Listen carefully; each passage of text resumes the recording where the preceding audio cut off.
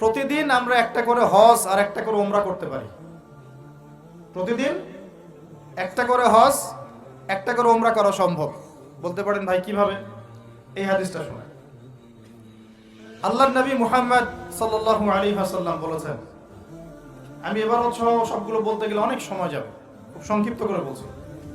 যে ব্যক্তি ফজরের নামাজ জামাতের সাথে পড়ে, বলেন আমার সাথে, যে ব্যক্তি ফজরের নামাজ জামাতের সাথে পড়ে, এরপর সালাম ফিরানোর পরে ওই জায়গায় বসে থাকে, সালাম ফিরানোর পর ওখানেই বসে থাকে, বসে বসে আল্লাহ পাকের জিকির আজগার তাসবিহ তাহলিল করতে থাকে। ধরেন আপনি আয়াতুল কুরসি পড়লেন, 3 কুল পড়লেন, ঠিক আছে, আপনি সুবহানাল্লাহ পড়ছেন, আলহামদুলিল্লাহ পড়ছেন, আল্লাহু আকবার পড়ছেন, মানে যেগুলো জিকির আজগার, মাসনুন জিকির আজগার, যেগুলো অথেন্টিক প্রমাণিত। প্রয়োজনে বসে কোরআন তেলাওয়াত করলেন, কিছুক্ষণ আল্লাহর কাছে দোয়া করলেন, এভাবেও হতে পারে।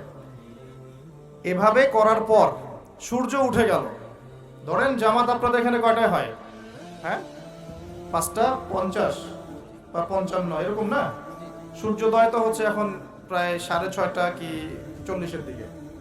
ধরেন 7টা পর্যন্ত আপনি জিকির আজগার করলেন, নামাজ ধরলেন, ধরে সকাল 7টা পর্যন্ত ওইখানেই আপনি আছেন মসজিদে, জিকির আজগার করছেন, তাসবিহ তাহলিল করছেন, কোরআন তেলাওয়াত করছেন, একটু দোয়া করছেন, ঠিক আছে, এই সময়টা কাজে লাগালেন।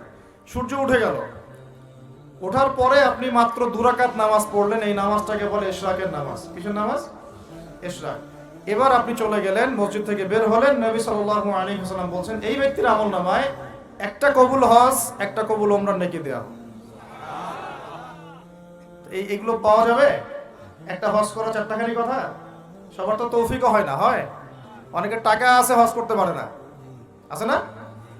অনেকের টাকা আছে হজ করতে পারে না, সামর্থ্য আছে যেতে পারে না, অনেকের শেষ বয়সে শরীর কুলায় না, আর হজ ওমরার কাজগুলো একটু কষ্ট আছে।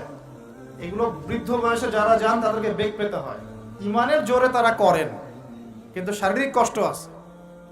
এই কাজগুলো যুবক বয়সে করা উচিত। আল্লাহ পাক আমাদের সবাইকে এই যৌবনে হজ করার তৌফিক দান করেন। যারা আল্লাহর ঘর দেখে নাই তাদেরকে আল্লাহর ঘর দেখার তৌফিক দান করেন। তো এই আমলগুলো আমরা ছাড়বো না ইনশাআল্লাহ।